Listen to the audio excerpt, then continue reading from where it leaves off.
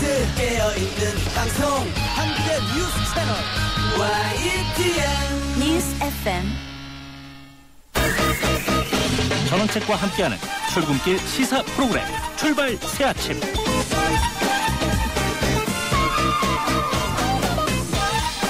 예, 전주기 출발 새아침 3부 시작합니다. 잠시 지나는 말씀을 듣습니다.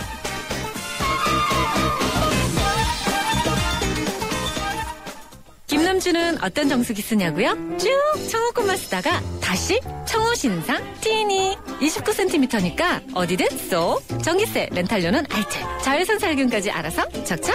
저 김남주가 자신있게 추천합니다. 다 되는 정수기, 이것은 얼음 정수기 티니.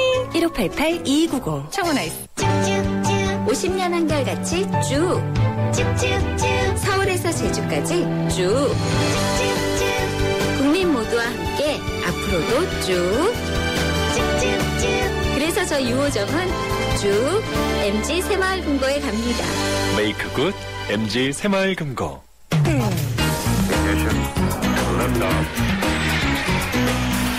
이 시각 들어온 외신 소식 국제부 리포트.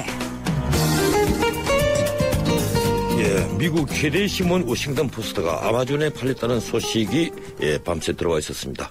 한 시대가 지났다는 의미입니다. 밤사이 들어온 나머지 지구촌 소식 알아보겠습니다. 국제부 연결합니다. 안소영 기자. 네, 안녕하십니까? 테러 공격 우려가 고조되면서 미국과 영국 정부가 예멘 주재 대사관 직원을 철수시켰다면서요?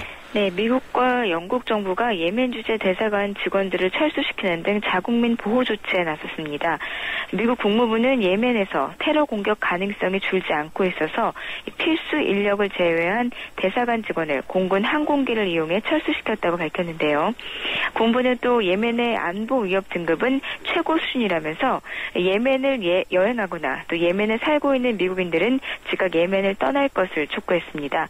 영국 역시 예멘 주재 대사관 직원을 전원 철수시켰습니다. 이 같은 조치는 미국의 무인기가 예멘 동부 마리부주에서 알카이다 조직원 4명을 사살한 이후 이루어졌습니다. 아랍권 위성방송 알자지라와 미국 언론은 미 정부가 지난주 알카이다 최고 지도자 아이만 알자와리와 아라비아 만도지부 수장 네세르 이로아시와의 통화 내용을 감청해서 테러 가능성을 인지했다고 보도했습니다. 일본이 항공모함급 헬기 호위함 이즈모, 사실상 항공모함으로 불릴 수 있는 이 배를 진수했다면서요? 네, 일본은 어제 요코하마 조선소에서 아소다로 부총리 등이 참석한 가운데 1조 4천억 원을 들여 만든 호위함 이즈모의 진수식을 열었습니다. 길이 248m의 기준 배수량이 약 2만 톤인 이즈모는 최대 14대의 헬기를 탑재할 수 있고요. 헬기 5대가 동시에 뜨거나 착륙할 수 있습니다. 또 미군 최신형 수직 이착륙송기인 오스프리도 탑재할 수 있습니다. 군사 전문가들은 이즈모의 갑판을 개조하면 헬기 같은 회전 날개가 아닌 고정 날개를 가진 전투기 이착륙이 가능하게 된다는 점에서 경량 항공모함의 역할을 할 수 있다고 평가했습니다. 이틀 전 일본 나가타 공항에서 대한항공 예기기가 활주로를 이탈하는 사고가 발생했는데 현재 조사가 진행 중이죠? 네, 일본 항공안전당국이 나가타 공항에서 발생한 대한항공 여객기 활주로 이탈 사고에 대한 조사에 착수했습니다. 일본 교통안전위원회의 야마우치 사토루 조사관은 니가타 공항에서 활주로 상태 등을 조사한 뒤 항공기의 기장과 부기장, 승무원 3명의 진술을 청취했다고 전했습니다. 야마우치 조사관은 타이어 자국 등으로 미뤄서 기체가 적어도 60m쯤 이탈한 것으로 보인다고 밝혔고요. 또 사고 당시 항공기 앞바퀴는 포장된 활주로를 넘어서 풀밭으로 10m쯤 들어간 지점에 있었던 것으로 파악됐습니다. 러시아로부터 임시 망명을 허가받은 전 미국 중앙정보국 직원 에드워드 스노든이 주소지 관청에 거주 등록을 마쳤다는 소식 들어와 있네요. 스노든에게 법률 자문을 하고 있는 현지 변호사 아나톨리 쿠체레나는 스노든이 살고 있는 지역 이민국에 거주 등록을 마쳤다고 전했습니다. 이 변호사는 미국에 있는 스노든의 부친 론 스노든에게 어제 러시아 방문 초청장을 보냈고 곧 비자가 발급될 것을 기대한다고 전했습니다. 앞서 론 스노든은 아들을 만나기 위해 러시아를 방문하고 싶다는 의사를 밝힌 적이 있습니다. 미 정보기관의 광범위한 개인정보 수집 활동을 폭로하고 홍콩에 은신하다 지난 6월 말 러시아로 도피한 스노든은 모스크바 공항 환승구역에서 40일을 지낸 뒤 지난 1일 러시아 국내로 입국했습니다. 러시아 정부가 임시 망명 신청을 받아들여서 1년간의 한시적 망명이 허용됐고요. 또 스노든은 망명 허가가 떨어진 뒤에 곧바로 공항 환승구역을 떠나서 모초로 이동했지만 행선지는 확인되지 않고 있습니다. 지금까지 국제부에서 전해드렸습니다. 고맙습니다. 안소영 기자였습니다.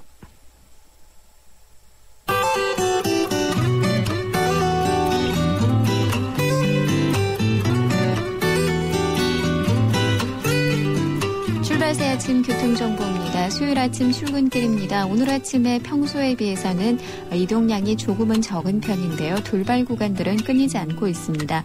올림픽대로 하남 쪽으로 한강대교 부근에 추돌 사고가 났습니다. 이 여파 때문에 서울교부터 정체되고 있고요. 이후로 동작대교에서 반포대교 구간 서행입니다. 반대쪽으로는 영동대교에서 성수대교까지 짧게 밀리고 있고요. 나란한 강변북로가 구리 쪽으로 정체가 제법 길게 이어지고 있는데요. 성산대교부터 동작대교 구간 시속 20km 안팎으로 지나고 있습니다. 이 구간 지나는데 30분 정도 걸립니다. 종로는 도심 방면으로 6가에서 5가, 2가에서 1가 구간 각각 속도 내기 어렵고요. 신촌로가 이대역에서 창천 3거리, 이후로 서교동 4거리에서 합정역까지 답답한 흐름 보이고 있습니다. 지금까지 출발새 아침 교통정보 유보연이었습니다.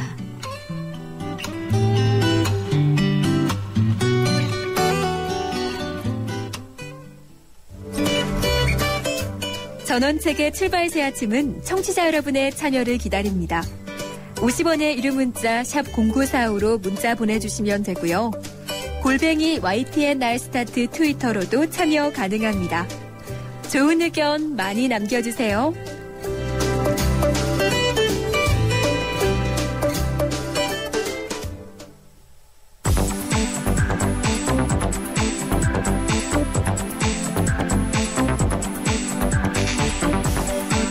이번에는 경제뉴스 알아보겠습니다. 한국경제신문 하수정 기자 전화로 연결되어 있습니다. 안녕하세요, 하 기자님. 예, 안녕하세요. 예, 어제 뉴욕 증시 약간 내렸죠? 예, 뉴욕 증시가 연 이틀 조정 양상을 보였습니다. 연방준비제도의 양적 완화 규모 축소 우려가 재차 부각되면서 지수의 발목을 잡았습니다. 다우지수는 전일 대비 93.46포인트 하락한 15,518.67로 장을 마감했고요. 나스닥 지수도 27.18포인트 내려간 3,665.77을 기록했고, 스탠더드 앤드 푸어스 500 지수 역시 전일보다 9.78포인트 떨어진 1,697.36으로 마감했습니다. 예, 뉴욕 증시 조정된 원인, 바로 연방준비은행 FRB 총재들이 연달아서 양적 완화 축소 가능성을 언급했다는 것이죠? 예, 미국 경제지표가 양호한 실적을 이어가자 연방준비제도 내의 고위 인사들 사이에서 양적 완화 규모 축소 시기가 멀지 않았다라는 공감대가 형성되고 있습니다. 연준 내에서도 중립적 입장을 보여온 것으로 평가받은 이 데니스 로카트 애틀란타 연방준비은행 총재가 올해 안에 연준이 양적 완화 규모를 축소할 것이라고 밝혔고요. 찰스 에반스 시카고 연은 총재도 이르면 9월에 축소를 시작할 수 있다고 언급한 것이 지수를 끌어내렸습니다. 이 같은 분위기는 아무래도 우리 증시에도 부담이 될 것으로 보입니다. 예, 이 은행 총재들 말 한마디가 지수를 마구마구 끌어내리는군요. 이 근로자 재산 형성 저축이 출시된 지 5개월 만에 중도 해지 사례가 속출하고 있다는데 왜 그렇습니까? 예, 지난 3월에 재형저축, 근로자 재산 형성저축이 출시가 됐는데 인기가 급격히 싣고 있다고 합니다. 재형저축이라는 게 이 근로자들의 목돈 마력을 돕겠다고 이 새 정부의 공약에 따라서 18년 만에 부활한 저축 상품인데요. 예. 일부 은행의 재형저축의 중도 해지율이 10%에 달하는가 하면 이 주요 은행들의 평균 재형저축의 중도 해지율은 5%대를 나타내고 있습니다. 6월 말 기준으로 재형저축 전체 가입 건수의 5%가 중도 해지한 것으로 추정되는데 5개월 새에 9만 계좌 정도가 중도 해지한 것으로 보입니다. 신규 가입 건수도 줄고 있습니다. 3월에 133만 계좌나 생겼는데 4월에는 25만 계좌로 똑 떨어졌고 5월에 6만 7천 계좌, 6월에 1만 2천 계좌로 급감하고 있습니다. 예, 이렇게 재형저축이 계속 해지되는 이유, 이 출시 직후에 광풍이라는 표현이 나올 정도로 인기가 있었는데 금세 식은 이유가 뭡니까? 7년간 돈을 묶어놔야 하는데도 이 금리 메리트가 크지 않다는 게 인기가 식은 주요 이유입니다. 재형저축을 7년 동안 유지하면 우대금리를 포함해서 최초 3년간만 이 최대 4.5%의 이자를 받고 소득세 면제받고요. 그리고 7년 고정금리 상품의 경우에는 최대 3.5% 이자를 받을 수 있는데요. 하지만 1, 2년씩 짧게 돈을 굴려도 이에 맞먹는 이자를 받을 수 있는 상품은 많습니다. 예를 들면 우리은행에 1년 만기 어떤 적금이 있는데 3.2% 정도 금리를 주고요. 이 정도 금리로 1에서 2년씩 돈을 끊어서 굴리면 가계 유동성에도 문제가 없고 재형저축에 상응하는 그런 금리도 받을 수 있습니다. 또 은행들이 출시 초기에 실적 경쟁을 하면서 가족이나 친구 이런 허수 가입자를 대거 늘린 점도 중도 해지의 한 원인으로 지적되고 있습니다. 예, 근본적으로는 재형저축 처음부터 설계가 잘못됐다는 얘기군요. 네. 대포 통장이 월 평균 1000개씩이나 개설되고 있다면서요. 예, 대포통장은 통장을 개설한 사람과 실제 사용자가 다른 비정상적인 통장인데요. 올해 들어서 매달 1000개씩 만들어지고 있는 것으로 조사됐습니다. 이 대포통장은 주로 보이스피싱, 전화금융 사기에 쓰인 것으로 나타났습니다. 예.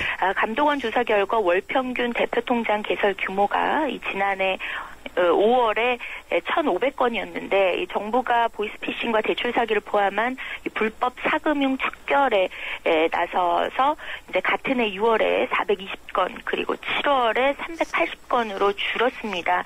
그렇지만 대포통장 개설 규모는 올해 1월에 다시 1,100건으로 늘어났고요. 올해 상반기 월평균 925건에 달하고 있습니다. 계좌를 만든 뒤에 사기에 이용되기까지 걸리는 시간은 5일 이내인 경우가 절반을 넘었습니다. 예, 금융기관 중에는 농협에서 가장 많이 개설됐다면서요? 예, 농협 단위조합하고 이 농협은행에서 개설된 계좌가 이 전체 대포통장의 68%에 달했습니다. 또 국민은행, 외환은행, 신한은행 순이었는데요. 사기범들이 이 취약계층이 많은 농어촌 지역을 노리고 그 지역의 은행 점포인 농협에 대포통장을 개설한 것으로 보입니다. 또 감동원은 농협이 내부 통제 시스템이 잘 갖춰져 있지 않다면서 조만간 검사를 실시할 예정이라고 밝혔습니다.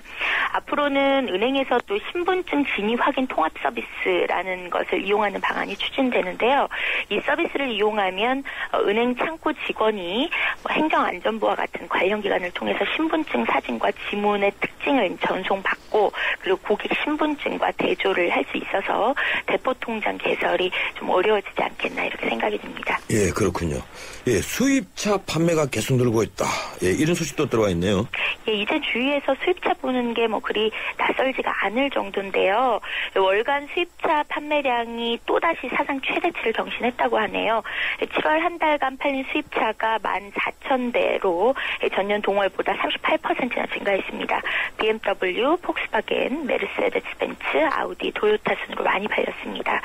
수입차들이 가격을 내리면서 공격적인 마케팅을 하고 있고 또 국내 소비자들의 자동차 소비 기호가 다양해지고 있는 것이 수입차 판매 증가의 원인으로 분석되고 있습니다. 예, 수입차는 많이 느는데 이 독일차가 많이 팔리고 미국 차는 별로 팔리지 않군요, 아직까지. 네. 예, 우량 등급의 회사채마저도 부실 위험이 커지고 있다. 이 경고가 나왔던데 어떤 내용입니까?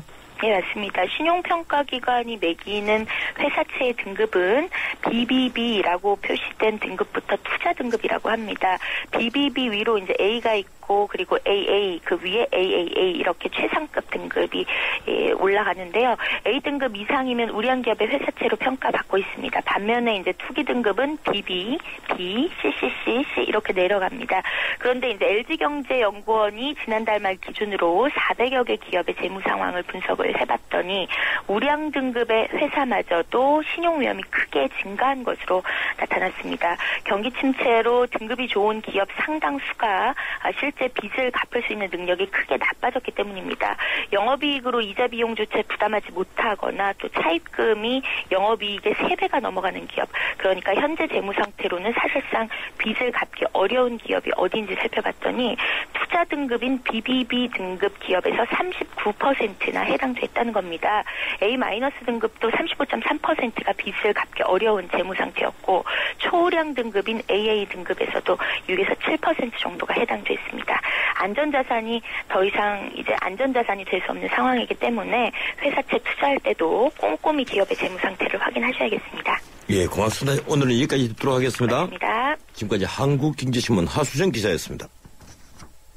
김태희 씨, 케이블 광고 잘 보고 있는데요. 소개 좀 해주세요. 케이블 하면 TV밖에 몰랐는데 인터넷, 집전화, 알뜰폰, N스크린에 UHD 시험방송까지 케이블로 되는 게 엄청 많더라고요. 방송을 넘어 스마트 라이프까지 케이블의 능력엔 한계가 없습니다. 김태희가 추천하는 스마트 케이블. 늦기 전에 손발이 차고 저리고 깜빡깜빡하고 늘 피곤하시다고요? 늦기 전에 시작하세요. 혈액순환 장애에 의한 손발 차고 저림, 기억력 감퇴, 만성 피로에는 서큐란이 좋습니다. 늦기 전에 동아제약 서큐란.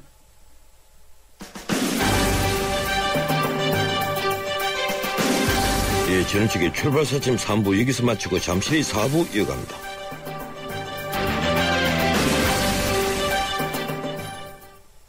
(2013) 충주 세계조정선수권 대회가 8월 25일부터 9월 1일까지 한금호 국제조정경기장에서 성대하게 펼쳐집니다. 한겨라 내 청춘. 생명과 태양의 땅 충북, 대한민국 중심고을 충주, 천혜의 자연경관을 배경으로 펼쳐지는 인류화합의 대제전. 지구촌 젊은이들의 도전과 열정, 그리고 화합. 5대양 6대주 80개국 2,300여 명의 선수가 인간의 한계에 도전합니다. 자연과 하나 되는 지구촌 최대 물회축제 2013 충주 세계조정선수권 대회, 여러분을 초대합니다. 유빈아, 미션 준비됐어? 강수 오라버니, 우리 꼭 해결해요. 저기 문 열고 냉방하는 가게가 있네. 문 열고 냉방, 아우. 전력 피크 시간 2시에서 5시. 에어컨도 쉬게 해주세요. 왜 여기 사무실 사람들은 춥게 해놓고 긴팔을 입고 있대요? 답답한 옷차림 아웃! 여름철 26도를 꼭 지켜주세요. 이 집은 TV를 켜놓고 딴짓을 하고 있네. 무심한 전기 사용 아웃! 한 사람 배가트 절약하기 운동 모르세요? 미션 성공! 전기 만들기는 어려워도 아끼기는 참 쉽구만요. 이 캠페인은 산업통상자원부와 한국석유공사, 에너지관리공단이 함께합니다.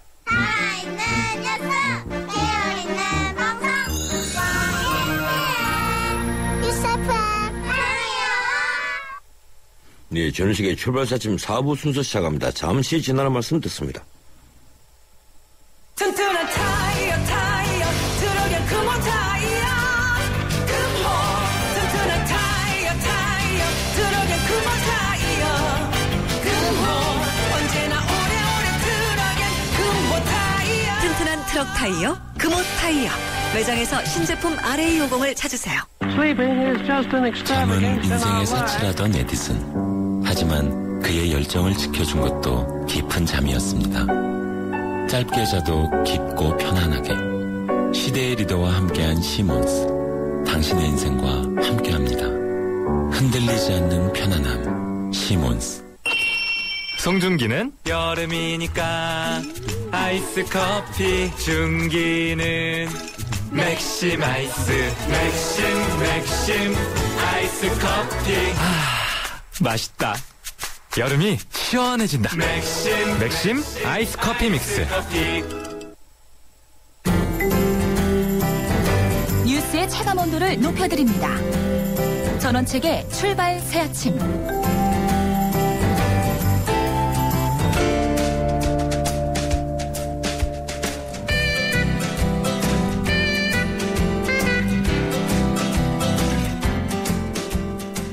인도에서 작업 중 부상으로 치료를 받다가 귀국한 환자에게서 유입된 것으로 알려진 세균 OXA232가 5일 현재 13개 병원 63명의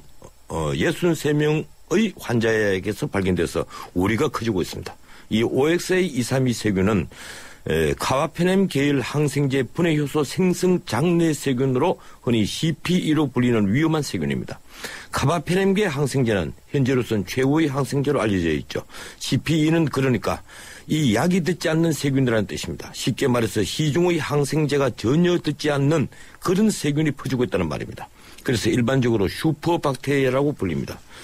지난 월요일 보건복지부는 더 이상 감염 사례가 없다면서 공중보건학적으로 문제가 없다 이렇게 말해서 논란이 벌어지고 있습니다. 예, 오늘은 이번 세균에 대한 대비는 어떻게 해야 하는지 대한병원감염관리학회 홍보이사인 한림대 강동성심병원 감염내과 엄중식 교수의 의견을 듣고 그 직후에 보건복지부 질병관리본부 김명택 과장을 연결해서 이 상황을 파악해 보도록 하겠습니다. 먼저 엄중식 교수 전화 연결되어 있습니다. 엄 교수님 안녕하세요. 예, 안녕하십니까. 예, 먼저 CPCR가 슈퍼박테리아 맞습니까? 예, 이제 흔히들 이제 슈퍼박테리아라고 이제 언론에서는 얘기를 하시는데요. 예. 정확하게 말하면 이제 다제내성균이라는 표현이 정확합니다. 그러니까 여러 가지 항생제에 내성을 가진 균이란 뜻이죠. 예. 그래서 최근에 문제가 된 이 CP라는 균은 이제 말씀하신 대로 슈퍼박테리아에 해당이 되고요. 그런데 이제 아직까지 질병관리본부 발표대로라면은 이제 CP를 복균한 환자들만 발견이 되고 실제 감염증으로 진행한 환자들은 없는 것으로 알려져 있습니다. 저희가 이걸 직접 확인할 수 있는 상황은 아니지만 이 발표대로라면 아직까지는 크게 문제가 되는 상황은 아니지만 이 CP는 외국에서 이미 여러 환자들에게서 심각한 그런 감염증을 일으켰던 그 보고가 있기 때문에 절대로 안심하거나 쉽게 볼 수 있는 상황은 아니라고 봅니다. CP가 이제 복균 상태로만 있다면 큰 문제가 되지 않는 것이 사실이지만 이 CP 전파 차단이 이루어지지 않아서 많은 환자들에게 전파된다면 이 환자들 중에서 특히 면역이 떨어져 있거나 다른 중증 질환으로 치료를 해야 하는 환자에서 폐렴이나 폐혈증 같은 중증 감염증 상태로 나타날 수가 있고 이렇게 되면 치료가 상당히 어렵고 사망률도 높기 때문에 아주 주의를 기울여야 되는 상황입니다. 예. CP 감염 현황은 현재 어떻습니까? 보도를 보면 전 세계에서 보고가 된 건 한 건뿐인데 우리나라에서는 이제 13개 병원에서 63명의 환자에서 발견이 되는데요. 지금 보건복지부에서는 환자의 장내에 있다가 몸 밖에 배출됐기 때문에 공중보건의학적으로는 문제가 없다. 이렇게 이제 얘기를 하고 방금 말씀하신 대로 복균 상태에서는 큰 문제가 없는 것으로 보이는데 또 어떤 의견을 들으면 이게 만약에 발병을 하게 되면 치명적이다 이런 얘기도 있거든요. 어떻습니까? 네, 일단은 이제 이 균주들이 그냥 일반적인 그런 지역사회 환경에서 이렇게 분리되는 균들은 아닙니다. 병원이라는 특별한 그런 환경에서 특히 중환자실처럼 집중적인 치료가 필요한 그런 항생제를 많이 쓰는 그런 공간에서 주로 발생을 하고 있기 때문에 사회 전반적으로 이렇게 퍼져나갈 가능성은 아주 희박합니다. 하지만 이제 병원에서 입원해 있는 그런 환자들 같은 경우에는 여러 가지 이유로 인해서 면역이 떨어져 있고 또 여러 가지 침습적인 그런 시술이나 수술을 받아야 되는 상황이기 때문에 병원 환경이 이런 균주들에게 오염이 된 경우에는 실제적으로 이제 감염이 일어날 가능성이 이제 자꾸 높아지게 되는 거고 그렇기 때문에 이제 이런 것들이 병원에도 부담이 되고 또 국가적인 감염관리 체계에서도 이제 문제가 되는 그런 상황이라고 보시면 될 것 같습니다. 예, 이번에 63명의 환자가 발견된 것, 이것이 단일 소수냐, 아니면 유입된 경로가 다 다르냐 하는 것도 또 논란이 있던데, 어떤 의견이십니까? 예, 지금 63개의 균주 중에 상당수가 거의 90% 이상이 유전적인 검사를 해보면 아주 비슷한 그런 형태를 나타내면서 분석이 되고 있습니다. 그래서 첫 번째 감염이 볼균이 된 그런 환자들에서 분리된 균주들이 전국적으로 좀 퍼져나간 게 아닌가 이렇게 생각을 하고 있고요. 물론 이제 63개의 균이 이제 확인이 됐지만 실제 이제 전수조사를 해보면은 조금 더 많은 그런 병원에 전파가 됐을 가능성을 배제할 수 없습니다. 예.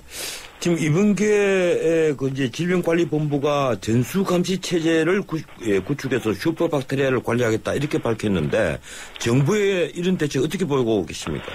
예, 전수감시 체계가 실제로 이제 감염관리에 얼마나 영향을 미칠지에 대해서 논란의 여지가 조금 있지만 현재로서는 저희도 필요하다고 봅니다.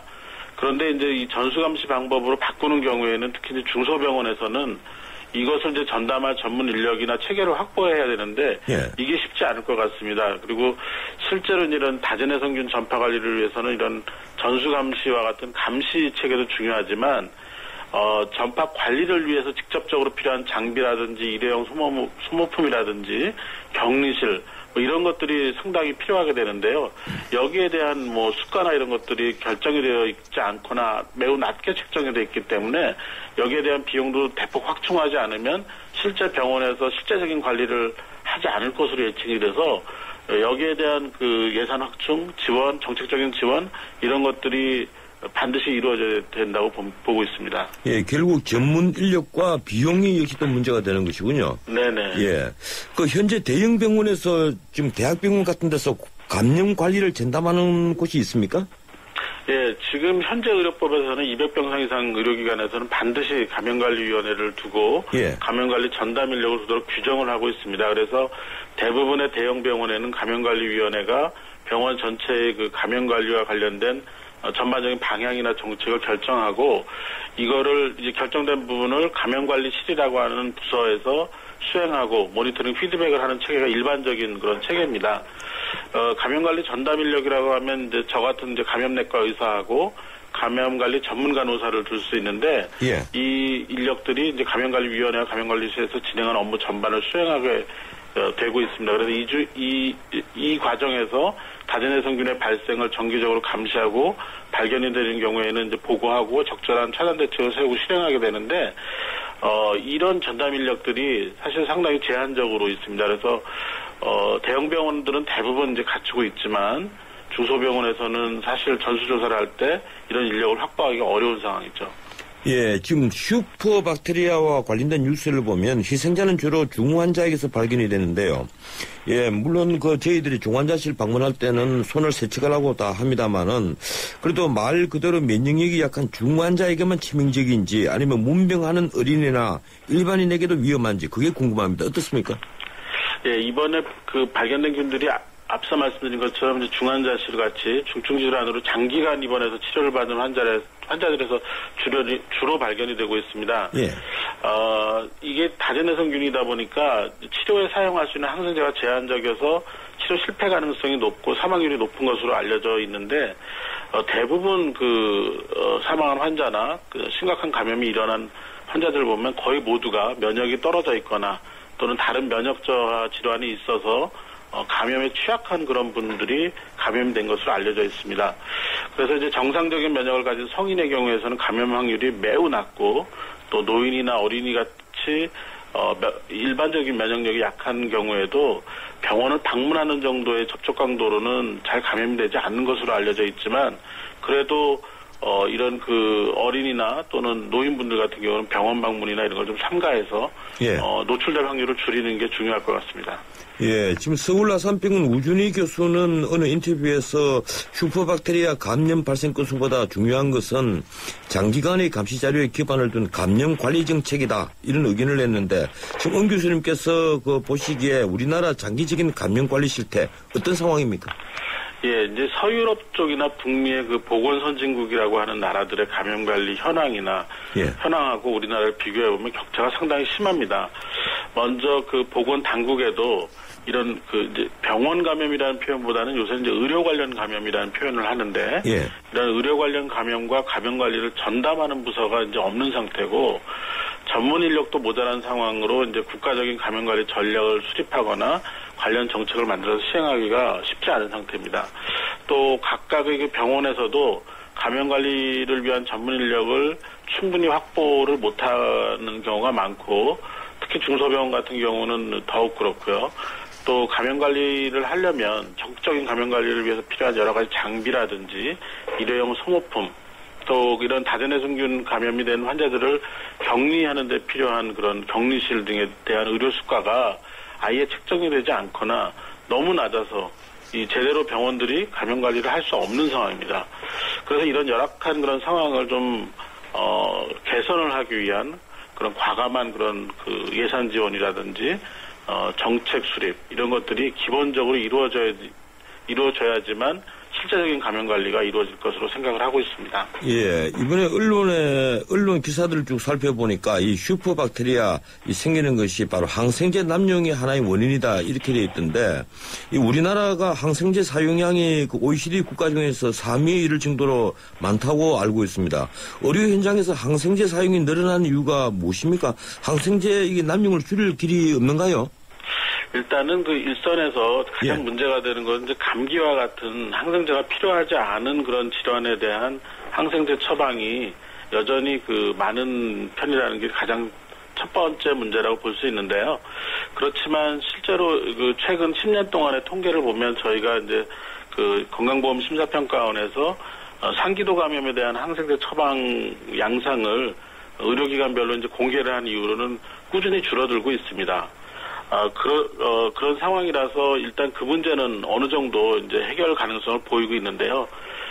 그 또 다른 이유로는 이제 이런 중증 감염증을 치료하는 여러 그 급성기 질환을 치료하는 병원들에서 항생제 사용에 대한 관리가 적극적이지 않다라는 그런 점이 또 하나의 문제가 될 것 같습니다.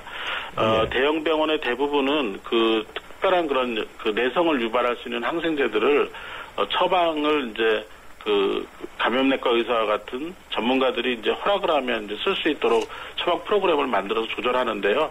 그렇지 않은 그런 작은 병원들이나 이런 데서 여전히 항생제 관리가 잘 안 되고 있는 실정입니다. 예, 고맙습니다. 시간상 오늘 여기까지 듣겠습니다. 네, 감사합니다. 예, 지금까지 대한병원 감염관리학회 홍보이사인 한림대 강동성심병원 감염내과 엄중식 교수였습니다. 전원책의 출발 새 아침은 청취자 여러분의 참여를 기다립니다. 50원의 유료 문자 샵 0945로 문자 보내주시면 되고요. 골뱅이 YTN 날스타트 트위터로도 참여 가능합니다. 좋은 의견 많이 남겨주세요.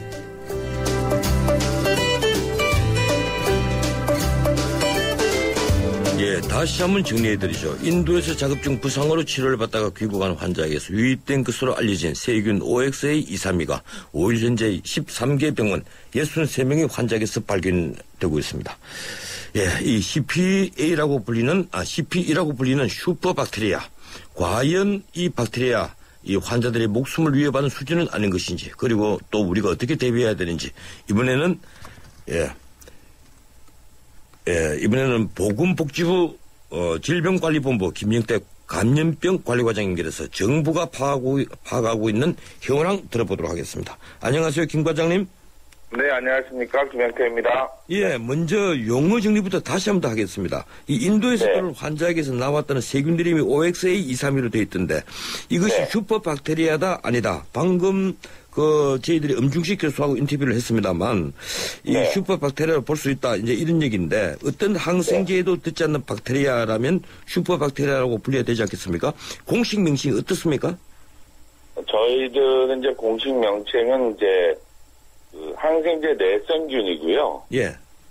그다음에 이거는 통상적으로 이런 것을 시중에서 예. 슈퍼박테리아라는 용어를 붙이긴 하는데 이건 예를 들면 항생제가 안 들어서 박테리아 감염이 진행이 돼서 이래서 피해가 있다면 슈퍼박테리아라는 이름을 붙이는 것이 그 사실 자체를 상용화해서 일부 전문가 용어가 아닌 일상적인 통용하는 용어에 대해서 사용되는 건 있는데 현재 우리나라에서 그런 피해 사례가 없기 때문에 이 자체로 그 슈퍼박테리아라는 용어를 전문적으로나 공식적으로 쓰지는 않습니다. 예. 그러면 항생제 내성균이라고 이제 분류해야 되겠는데 이게 정확한 용어라고 보면 되겠습니다. 예, 일반적으로 슈퍼박테리아라고 하는 것은 언론 등에서 사용하는 용어다 이런 말씀이시죠? 그렇죠. 왜냐하면 항생제를 쓰면서 불가피하게 이제 내성균이 출현할 수 있는데 그렇게 되면 결국 항생제가 안 듣는다는 경우가 돼서 그 위험성을 강조하는 용어이긴 하지만 그 항생제 내성균 자체를 대처하는 데 있어서 슈퍼박테리아라는 용어 자체가 그렇게 적절하다고까지 보기에는 좀 어렵죠. 그래서 예. 저희들이 공식적으로 쓰지 않는 겁니다. 예, 청취자를 위해서 하나 좀 더 설명을 해드려야 될 것 같는데 CRE라고 부르는 것은 카파베넴의 그 내성을 가진 장내세균이고 또 그 중에서 이 카파베넴 계열의 항생제 분해 효소를 생성하는 장내세균을 CP라고 부른다. 이건 맞는 겁니까? 정확한 표현은 아니고 예. 그거에 대한 카바페넴의 내성을 교는 장내세균을 CR이라고 하고요. 예. 그 중에서 일부 내성을 보이는 기전이 밝혀진 균을 CP라고 합니다. 그래서 예. CR이 중에 CP가 더 위중하다 이런 식으로 볼 수도 그렇게 특별히 볼 이유는 없고 예. CR이 자체가 더 중요합니다. 그래서 1년에 한 CR이 보고건이 저희들이 표본감시에서 600에서 800건 정도 들어오는데 그 정도나 됩니까? 전체에 대해서 모니터링하는 게 더 이제 맞고 CP는 그 중에 일부 기전이 밝혀지고 또 사망 사례도 이제 확인된 게 있어가지고 저 CP를 좀 특별히 더 다루긴 하지만 결과론적으로 보면 카바페넴의 내성을 보이는 전체 안의 일부이기 때문에 카바페넴 내성을 보이는 장내세균 전체를 보는 게 더 맞다고 보고 있습니다. 그래서 CP는 학문적인 연구가 더 필요한 균이고 현실적으로는 CRE 전체를 보는 게 더 맞습니다. 그래서 그러면 하나 50건이나 100건 이게 중요한 게 아니라 CRE 전체 600에서 800건이 더 중요한 거죠.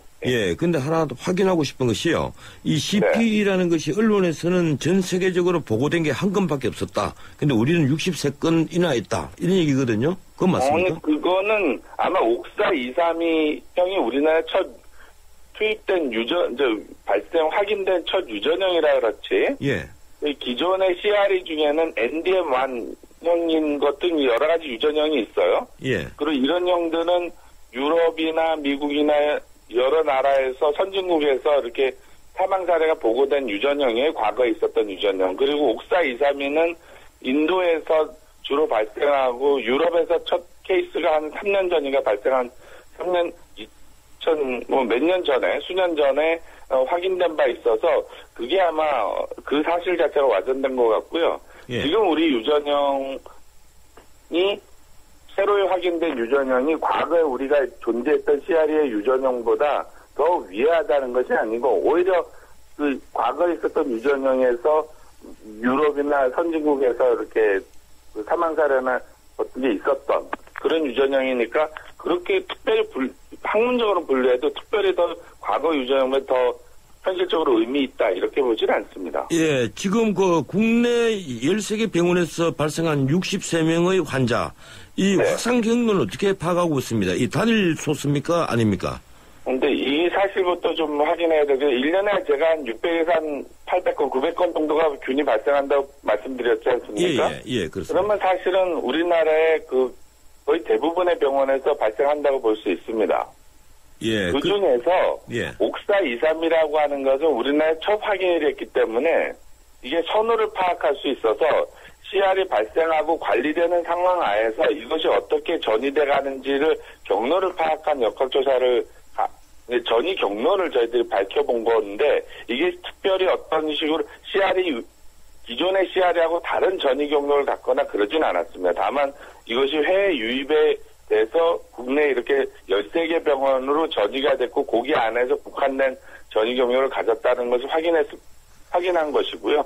600에서 900건의 그 CR이군이 사실 항생제를 쓰는 또 항생제를 과거 인류가 이제 써오면서 카바페넴이라는 것이 도입이 되면서 CR이가 불가피하게 출현했고 이것이 전 세계적으로 퍼져 있는 거죠, 사실은. 여러 유전형들이. 지금 단일 소스가 아니다.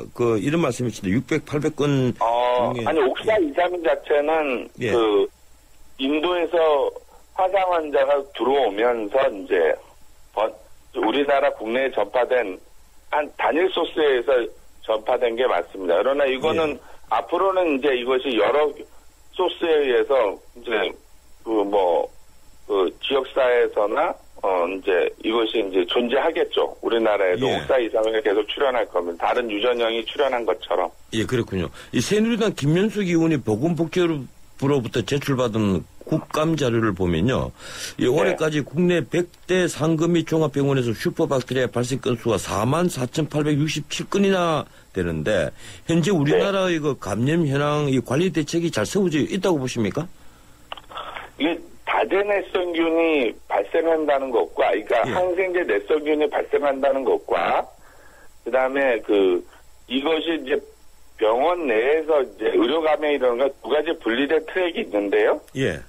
항생제 내성균이라고 하는 것이 출현하는 것에 저희들이 감시하는 게 한 병원 내를 통해서 지역사회는 발생 감시가 불가능하니까 현재 병원 내 감시로만 국한되어 있는데 이걸 모니터링 해본 것을 다 합쳐서 말씀하시는 것 같고요. 이 슈퍼박테리아라고 우리가 쓰지 않는, 이제 분류하지 않는 통상적인 용어로 하는데 그 범주가 굉장히 제각각일 수 있습니다. 예를 들면 아까 CRE 정도 수준만 슈퍼박테리아라고 보는 경우도 있고 그 밑에 있는 메시실린 항생제라고 있는데 여기에 저항성을 보이는 세균도 다 포함하게 되면 굉장히 많은 숫자로 늘어나는 거죠. 그래서 그 정도 범위의 숫자를 아마 언급하신 것 같고요. 그래서 그걸 뭐 슈퍼박테리아는 통칭 정확한 기준이 없기 때문에 통상적인 뭐 시중에서 얘기하는 그 기준을 갖고 해서 그 숫자가 나온 것 같습니다. 예, 지금 의회에서 감염병의 그 예방 및 관리에 관한 법률 이 제정을 검토를 하고 있다는데, 네. 예, 지금 그 여러 병원의 그 명예와 이익이 걸린 문제가 돼서 이 병원 안에서 감염이 됐다 이제 이런 얘기가 나오면 병원의 이익이 문제가 되지 않겠습니까? 그래서 앞으로 이 병원들이 제대로 이걸 공개를 하고 관리를 제대로 할 것이냐 하는 것도 의문이거든요. 이 보건당국이 어떤 그 계획을 갖고 계십니까? 이제 의료 감염 자체를 예. 이제 선진국이나 WHO에서는 이제 이것을 환자 권리 차원에서 접근해야 된다고 보고 있습니다. 단지 그 의료 감염 자체가 발생하는 장소의 책임만이 아니라 전체 사회적인 문제로 보고 있는 거죠. 예를 들면 그 항생제를 사용해서 불가피하게 내성균이 생기는 거 아닙니까? 예. 근데 항생제를 안 쓸 수는 없으니까요. 예. 그래서 항생제 남용 방지에 대한 대책이 좀 필요한 거고, 그다음에 두 번째는 병원에서 치료받기 위해서 들어갔는데 감염에 노출될 수밖에 없는 불가피한 상황이 있습니다. 예. 근데 그 자체를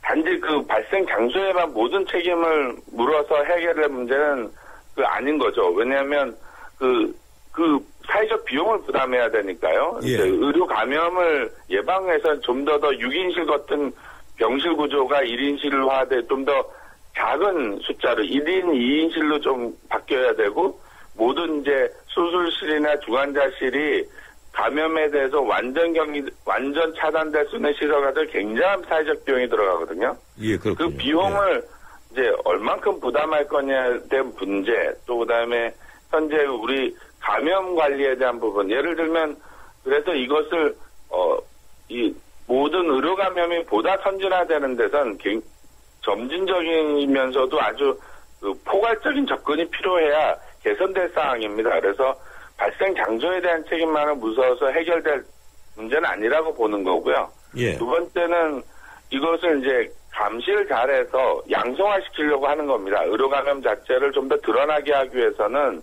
발생한 사람이나 또 해당자 자체도 그 개인정보를 보호해 줄 필요가 있는 것 같고요. 그 다음에 두 번째는 이런 것에 대해서 전반적인 좀 평가 체계도, 의료 감염에 대한 평가 체계도 이제 만들어서 예. 의료기관 자체에 대한 자체 노력도 해야 되고, 잘하는 데서는 좀 보상 체계도 마련해서 해주고, 그 다음에 근본적으로 시설 구조 개선 같은 것들이 필요합니다. 굉장한 비용이 들 텐데. 예, 알겠습니다. 시간이 다 됐어요. 하고 있습니다. 예. 예, 고맙습니다. 여기까지 듣겠습니다.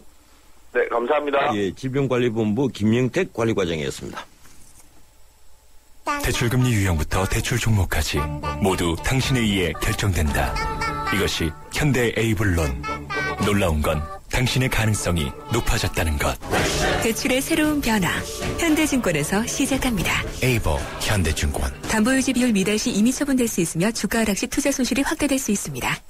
소녀시대 서연이에요. 자도 피곤하다는 우리 아빠. 어떤 침대로 바꿔드리죠? 과학에게 물어봐. 굿잠 의자야 아침이 쌩쌩해지지. 침대는 가구가 아냐. 침대 과학 에이스 침대. 아빠 해봐 굿잠.